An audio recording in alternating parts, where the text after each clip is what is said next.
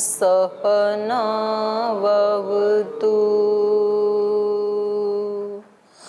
सहनौ भुनक्तु सह वीर्यं करवावहै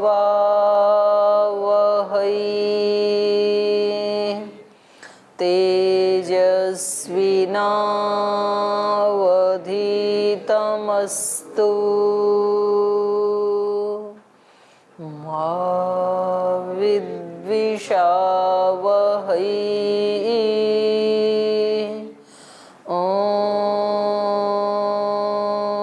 शांति शांति शांति।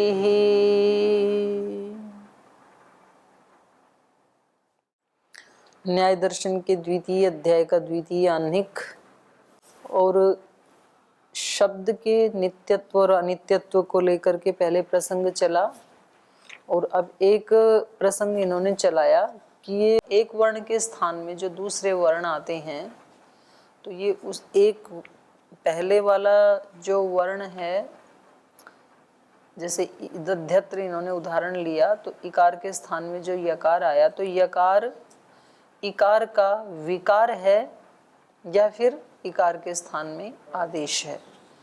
तो पूर्व पक्षी का कहना था कि ये वर्ण विकार हैं, विकार को प्राप्त होते हैं। सिद्धांती का कहना है ये आदेश होता है, विकार नहीं होता है।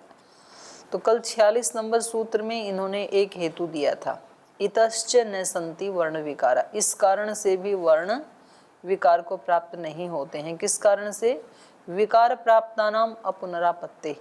क्योंकि जो प्रकृति एक बार विकार को प्राप्त हो जाती है तो वो फिर दोबारा प्रकृति रूप में नहीं आती है। जैसे इकार यदि विकृत होता, एक बार यकार बन गया तो दोबारा इकार नहीं बन सकता है। एक बार यदि दही बन गया तो दही दोबारा दूध नहीं बन सकता है। तो इन्होंने हेतु दिया स्वर्ण आदि नाम पुनरापत्ति अहेतु। बोले नहीं, बन जाते हैं ना प्रकृति। पहले हमने सोने से कुंडल बनाया, फिर उसको पिघला के फिर सोना बनाया, फिर उससे कुछ हमने रोचक आदि बनाया, तो पुनरापत्ति भी हो जाती है प्रकृति की। तो इन्होंने कहा न तद विकाराणाम सुवर्ण भाव व्यतिरेकात। बोले ये जो आपने उदाहरण दिया है तो हमारे पास दूसरा भी तो उदाहरण है ना। जैसे दही, एक बार दूध जो है दही रूपी विकार को प्राप्त हो गया तो दोबारा वो दूध बनता है क्या?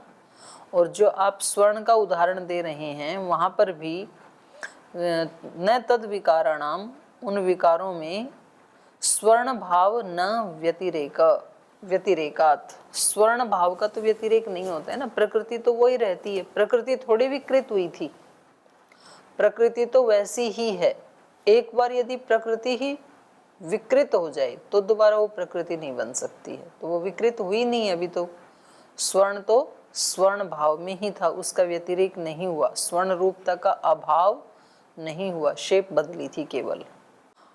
तो इस प्रकार से यहाँ इकार और यकार में जो आप विकार मान रहे हैं तो प्रकृति किसको मानेंगे? यहाँ कौन सी ऐसी चीज है जिसका व्यतिरेक नहीं हुआ?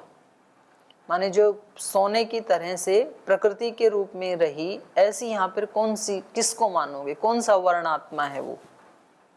तो इन्होंने कहा कि वर्णत्व व्यतिरेकात वर्ण विकाराणाम अप्रतिषेध।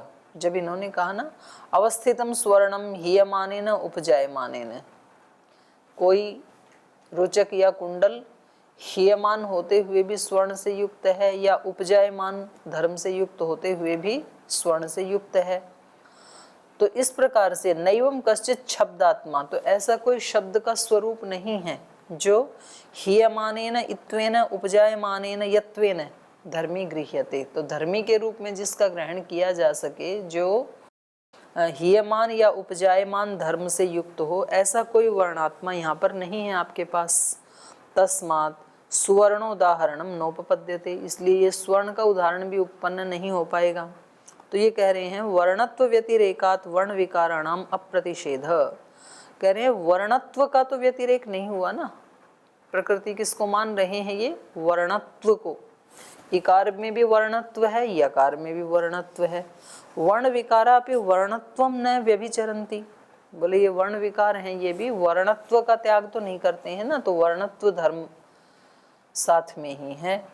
यथा स्वर्ण विकार सुवर्णत्वम इति, जैसे सोने के विकारों में स्वर्णवत्व बना रहता है, ऐसे ही वर्ण विकारों में वर्णत्व बना रहता है। तो इसका उत्तर दे रहे हैं, ये छल का प्रयोग किया इन्होंने। सामान्यवतो धर्म योगो न सामान्यस्य, कह रहे हैं धर्म योग, किसी धर्म का योग किसके साथ होता है? सामान्यवत, सामान्य वाले के साथ, सामान्य मतलब जाति, जाति वाले के साथ धर्म का योग होता है। न सामान्यस्य, जाति में धर्म का योग नहीं होता है। स्वर्ण में स्वर्णत्व वाला कौन है? स्वर्ण है। और यहाँ वर्णत्व में वर्णत्व वाला कौन है? कोई भी नहीं है। यकार तो विकार को प्राप्त हुआ है, और जिसमें ये वर्णत्व हो वो प्रकृति, वो कौन है? वो तो कोई भी नहीं है। और ये जो धर्म होते हैं ये हमेशा किस में होते हैं? धर्मी में होते हैं। वर्णत्व जाति किस में होती है? हमेशा व्यक्ति और आकृति में होती है ना, व्यक्ति में होती है ये कहेंगे। तो व्यक्ति तो है ही नहीं यहाँ पर, स्वर्ण में तो स्वर्ण व्यक्ति है, लेकिन यहाँ वर्णों का विकार होने में कोई व्यक्ति नहीं है। तो वर्णत्व जाति किस में रहेगी? समझ में आ रहा है? धर्म योगो सामान्यवतो, बोले धर्म का योग धर्मी में, सामान्य वाले में होता है। न सामान्य से, इन्होंने क्या कहा? वर्णत्व को ही धर्म योग से युक्त कर दिया। कुंडल रुचकौ सुवर्णस्य धर्मौ न सुवर्णत्वस्य, कुंडल और रुचक जो हैं ये स्वर्णस्य धर्मौ, वो स्वर्ण रूपी जो व्यक्ति है उसके धर्म हैं। कुंडल रुचक जो है वो स्वर्णवत्व के धर्म नहीं है। एवं इकार यकारौ कस्य वर्णात्मौ धर्मौ, तो इसी प्रकार से ये जो इकार यकार हैं ये किस वर्णात्मा के, किस वर्ण के धर्म हैं? ये जिसमें वर्णत्व हो, ऐसा कोई वर्णात्मा आपको बताना पड़ेगा जिसमें ये धर्म हो, वर्णत्व। वर्णत्वम सामान्यम, लेकिन वर्णत्व जो आप कह रहे हो वो तो जाति है, वो तो सामान्य है। न तस्य इमौ धर्मौ भवितुम अर्हत, जाति में ये धर्म नहीं हो सकते हैं। वर्णत्व में विकार आदि नहीं हो सकता है, क्योंकि विकार किस में होगा? द्रव्य में होगा, जाति वाले में होगा। न च निवर्तमानो धर्म उपजायमानस्य प्रकृति ही, और कह रहे हैं आप यदि उस धर्म को ही, वर्णत्व धर्म को ही प्रकृति मानो तो निवर्तमानो धर्म न उपजायमानस्य प्रकृति ही, निवृत्त होता हुआ धर्म उपजायमान धर्म का प्रकृति माने कारण नहीं हो सकता है। जो, क्योंकि जो निवृत्ति हो गया वो क्या कारण कैसे बनेगा? निवर्तमान इकार न यकारस्य उपजायमानस्य प्रकृति इति, क्योंकि निवृत्तमान जो इकार है वो यकार, उत्पन्न होने वाले यकार का प्रकृति या कारण नहीं हो सकता है। क्यों नहीं हो सकता है? यदि कारण हो तो वो उसमें दिखना चाहिए ना, अन्वित होकर के, तो वो तो दिखता है नहीं। तो इकार पहले नष्ट हो गया, फिर उसके स्थान में यकार आ गया, तो वो उसका कारण कैसे हो सकता है? और कह रहे हैं इतश्च वर्ण विकारा अनुपपत्ति, ये एक हेतु दे रहे हैं सिद्धांती, इस कारण से भी वर्णों में विकार की अनुपपत्ति है, विकार नहीं हो सकता है। नित्यत्वे अविकारात् अनित्यत्वे च अनवस्थानात्, कह रहे हैं अगर तो आप वर्णों को अनित्य मानेंगे, नित्यत्वे अविकारात्, यदि तो आप वर्णों को नित्य मानते हैं तो उसमें कोई विकार नहीं होगा, क्योंकि नित्य में कोई विकार नहीं होता है ना। तो नित्यत्वे अविकारात्, तो विकार, वर्णों में विकार होता है ये बात हो ही नहीं पाएगी, क्योंकि आप वर्णों को क्या मानेंगे? नित्य। यदि तो नित्य मानेंगे तो विकार नहीं हो सकता है, और यदि तो अनित्य मानेंगे, आप कहें कि अनित्य हैं वर्ण, तो भी विकार नहीं हो सकता है। क्यों नहीं हो सकता है? अनवस्थानात्, अनित्य हैं तो विकार होने के लिए वो बचेगा ही नहीं, नष्ट हो जाएगा वो तो। तो दोनों ही पक्षों में विकार तो उपपन्न नहीं होगा, आदेश ही उपपन्न होगा। ठीक है। नित्या वर्णा इति एतस्मिन् पक्षे इकार यकारो वर्णौ इति उभयो नित्यत्वात् विकारा अनुपपत्ति। यदि आप कहें कि वर्ण नित्य हैं तो इस पक्ष में इकार यकारो वर्णौ इति उभयो नित्यत्वात्, तो इकार भी नित्य है यकार भी नित्य, दोनों के नित्य होने से विकार अनुपपत्ति, विकार हो ही नहीं सकता है। नित्य कहते ही उसको है जिसमें कोई विकार ना हो। नित्यत्वे अविनाशीत्वात् कह कस्य विकार इति, क्योंकि नित्य मानेंगे तो दोनों ही क्या हैं, अविनाशी, तो कौन किसका विकार बने। अथ अनित्य वर्ण इति पक्ष, और यदि आप यूं कहो कि वर्ण अनित्य हैं, इस पक्ष को लेके चलें, एवं अपि अनवस्थानम वर्णानाम, तो उसमें विकृत होने के लिए वर्णों की अवस्थिति ही नहीं बनेगी, वो रहेंगे ही नहीं। किम इदम अनवस्थानम वर्णानाम, बोले वर्णों का अनवस्थान क्या है, तो कहा उत्पद्य निरोध, उत्पन्न होना और नाश होना, यही उनका अनवस्थान है। उत्पद्य निरुद्ध इकारे यकार उत्पद्यते, यकारे च उत्पद्य निरुद्धे इकार उत्पद्यत इति कह कस्य विकार। कह रहे उत्पद्य निरुद्ध इकारे, इकार जो है उत्पन्न होता है नष्ट हो जाता है, ऐसे ही यकार भी उत्पन्न होता है नष्ट हो जाता है।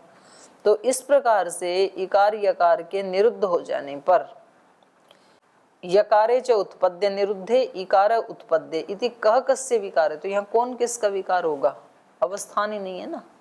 तद एतत् अवगृह्य संधाने संधाय च अवग्रहे वेदितव्यम इति, तो कह रहे हैं तद एतत्, तो ये जो विग्रह स्थान है अपना दधि अत्र, यहाँ पर अवगृह्य, अवगृह्य मतलब विग्रह करके, संधाने संधि करने पर, दधि अत्र ऐसा विग्रह करके, संधाने संधि करने पर, संधाय च अवग्रहे और संधि करने पर विग्रह किया जाता है, ऐसा वेदितव्यम, विग्रह करके बोला जाता है, ऐसा मान लेना चाहिए, माने विकार नहीं होगा। पहले हमने संधि विच्छेद किया दधि अत्र, और फिर हमने उसकी संधि कर दी, फिर हमने बोला दध्यत्र, और जो दध्यत्र शब्द है उसमें पहले हमने संधि विच्छेद किया दधि अत्र, और फिर उसको संधि किया दध्यत्र। तो ऐसे ही जान लेना चाहिए कि इसकी दो स्थिति हैं, एक विग्रह रहित, एक समास युक्त, एक विग्रह वाली स्थिति और दूसरी समास वाली। अब ये कह रहे हैं कि नहीं, दोनों ही पक्षों में विकार हो जाएगा, नित्य मानेंगे तो भी और अनित्य मानेंगे तो भी, ये पूर्व पक्षी का कथन है। तो नित्य में कैसे विकार होगा, पहले उसको लेके चल रहे हैं। नित्य पक्षे तु तावत समाधि ही, नित्य पक्ष में पहले समाधान करते हैं कि नित्य पक्ष में कैसे विकार होगा। नित्यानाम अतीन्द्रियत्वात् तद्धर्म विकल्पाच्च वर्ण विकाराणाम अप्रतिषेधः। कह रहे हैं जब हम वर्णों को नित्य मानेंगे तो नित्यानाम अतीन्द्रियत्वात्, जो जो नित्य हैं वो क्या हैं, अतीन्द्रिय भी होते हैं। नित्यानाम अतीन्द्रियत्वात् तद्धर्म विकल्पाच्च, तो उनके धर्मों का विकल्प भी होता है और नित्यों में, तो इसलिए वर्ण विकाराणाम अप्रतिषेध है, वर्णों का विकार होता है, इसका प्रतिषेध नहीं हो पाएगा, माने वर्णों का विकार सिद्ध हो ही जाएगा। नित्या वर्णा न विक्रियन्ते इति विप्रतिषेधः, वर्ण नित्य हैं वो विकार को प्राप्त नहीं होते हैं, ये जो आपने प्रतिषेध किया था इसका विप्रतिषेध। ये आपका प्रतिषेध कैसा है, विकृत प्रतिषेध है, माने प्रतिषेध नहीं हो पाएगा। क्यों नहीं हो पाएगा, यथा नित्यत्वे सति किंचित अतीन्द्रियम किंचित इंद्रिय ग्राह्यम।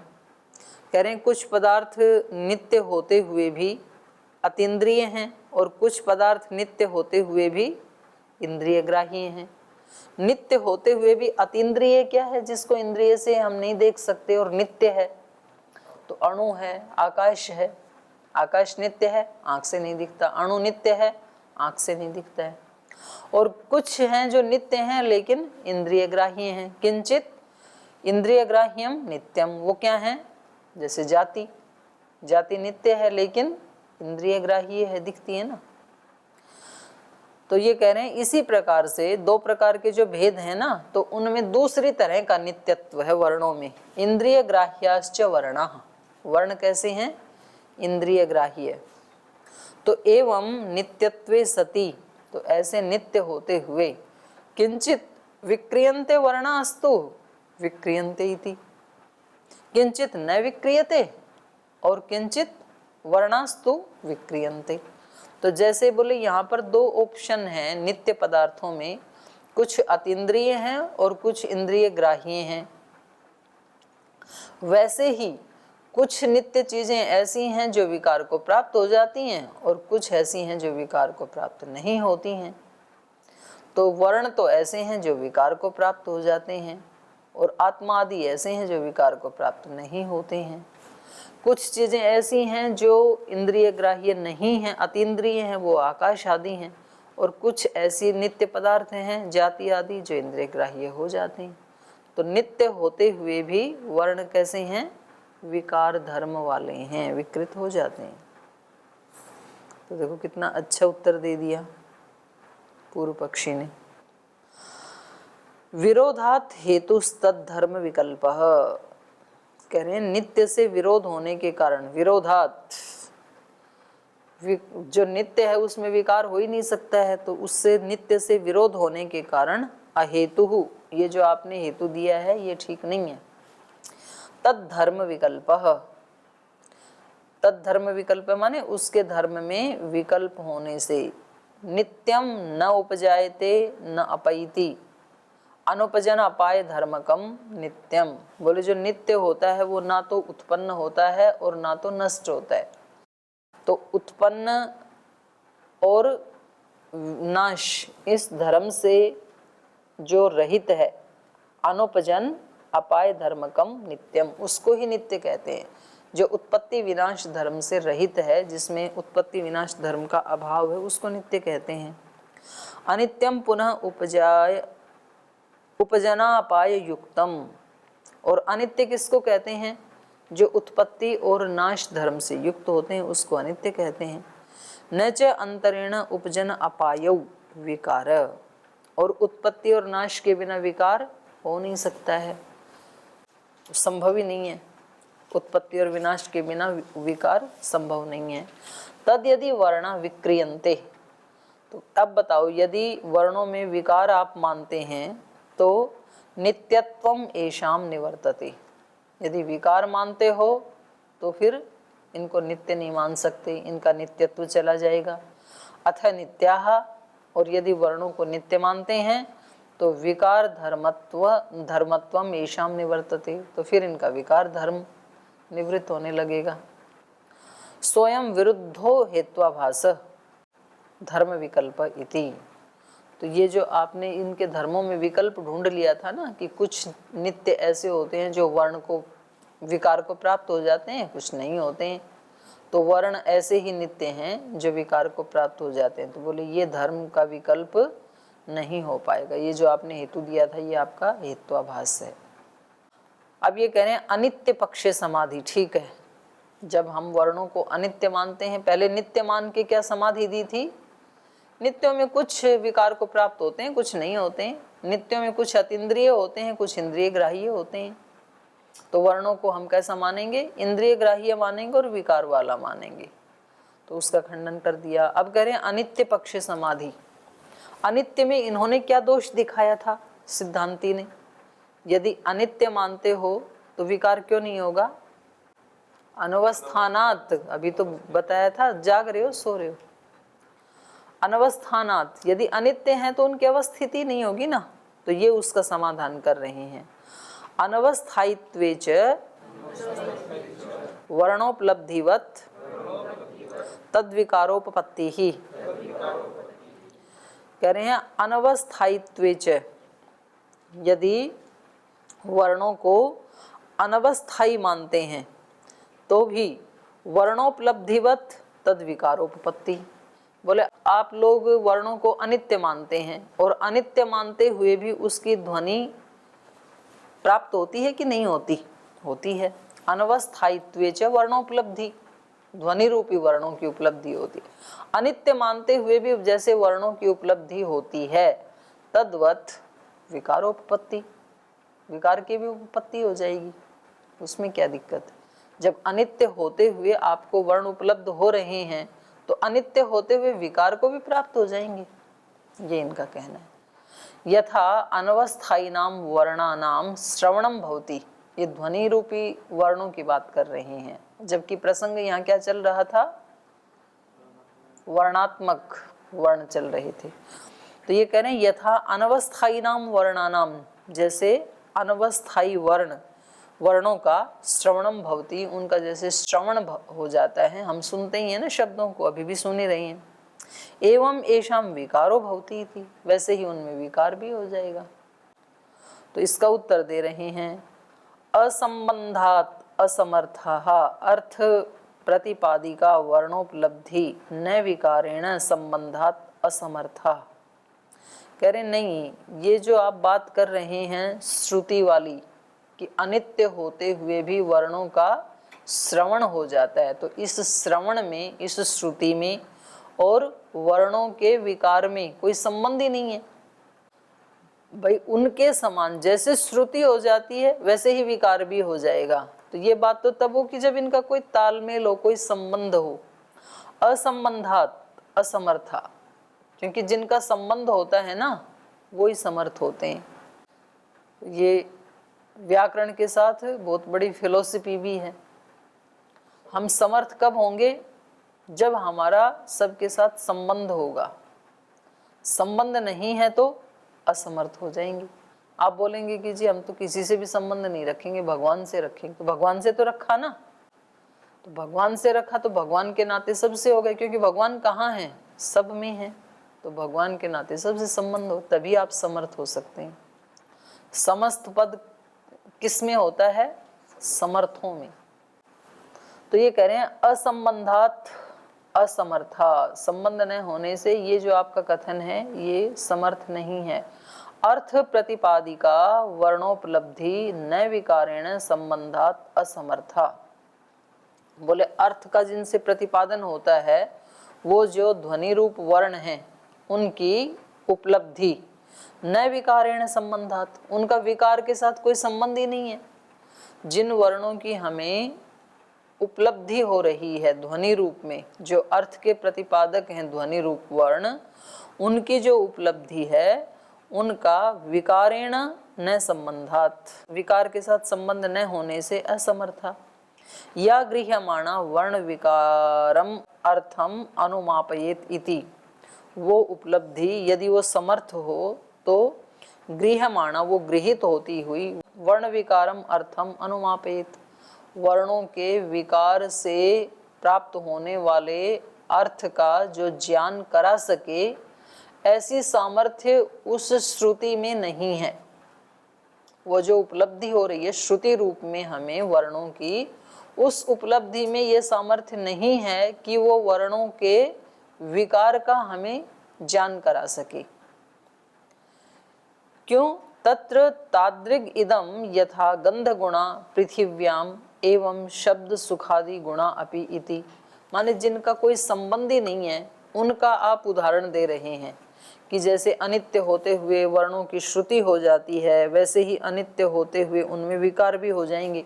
बोले ये आपका कथन ऐसा ही है। तत्र यादृग इदम, आपका ये कथन ऐसा है यथा जैसे गंध गुणा पृथिव्या, गंध गुण पृथ्वी का है, एवं शब्द सुखादि गुण अपि इति, वैसे ही शब्द सुखादियों का गुण है।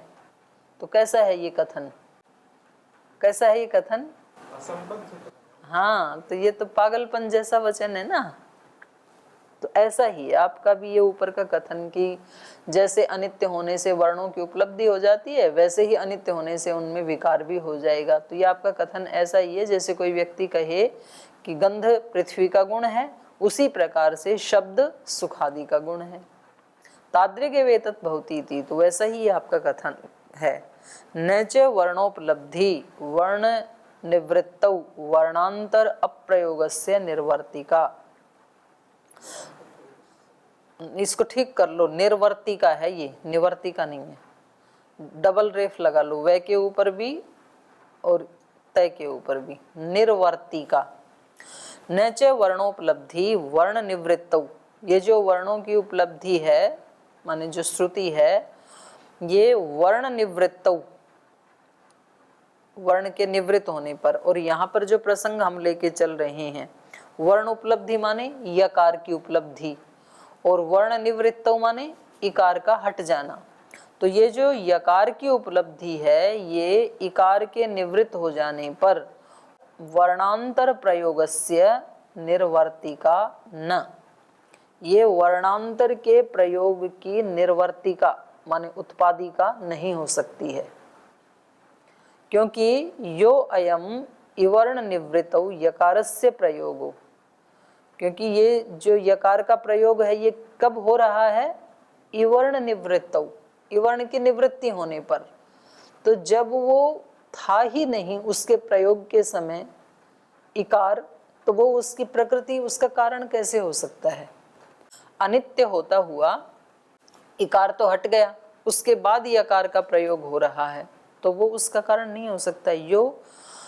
यो अयम इवर्ण निवृत्तौ यकारस्य प्रयोग यद अयम वर्णोपलब्ध्या निर्वर्तते, यहाँ भी रेफ लगा लो, निर्वर्तते तदा तत्र उपलभ्यमान इवर्णो यत्वम आपद्यते इति गृह्येत। यहाँ भी ते से हटा दो, एक ही मात्रा, यह इस पे लगा लो, गृह्येत। यो अयम इवर्ण निवृत्तौ यकारस्य प्रयोग, ये जो निवृत्तमान इकार है इसके निवृत्त होने पर यकारस्य प्रयोग, जो यकार का प्रयोग किया जाता है दध्यत्र में, यद अयम वर्णोपलब्ध्या निर्वर्तते, यदि ये यकार वर्ण की उपलब्धि से उत्पन्न होता है, माने इकार वर्ण की उपलब्धि से उत्पन्न होता है, तदा तो तत्र उपलभ्यमान इवर्ण यत्वम आपद्यते इति गृह्येत। तब तो फिर क्या गृहीत होना चाहिए कि ये उपलभ्यमान इवर्ण जो है ये यत्व को प्राप्त होता है, माने दिखना चाहिए। इवर्ण बदलते हुए जैसे मृत पिंड घटत्व को प्राप्त होता है तो दिखाई देता है ना। तो अगर इसके इवर्ण के उपलभ्यमान होने से ही यत्व उत्पन्न होता है तो ये दिखना चाहिए, तो होता तो नहीं है ऐसा। तस्मात् वर्णोपलब्धि अहेतु वर्ण विकारस्य इति, इसलिए ये वर्णों की उपलब्धि वर्ण विकार में हेतु नहीं बनेगी, क्योंकि इन्होंने वर्णों की उपलब्धि को ही वर्ण विकार का हेतु बताया था पूर्व पक्षी ने, कि जैसे अनित्य होते हुए वर्णों की उपलब्धि हो जाती, श्रुति हो जाती, श्रवण हो जाता है, वैसे ही इनका विकार भी हो जाएगा। तो बोले इसमें कोई संबंध ही नहीं है आपस में। जिनका संबंध होता है ना वो एक दूसरे का ज्ञान कराता है। जैसे धूम और अग्नि का संबंध है, हमेशा साथ रहते हैं, तो धूम को देखने से अग्नि का ज्ञान हो जाएगा। तो ऐसा यहाँ इनका संबंध ही नहीं है, श्रुति का और वर्णों के विकार का। तो आपस में जिनका संबंध नहीं है तो वो कैसे उसका प्राप्ति करवा देंगे, समर्थ कैसे होंगे वो।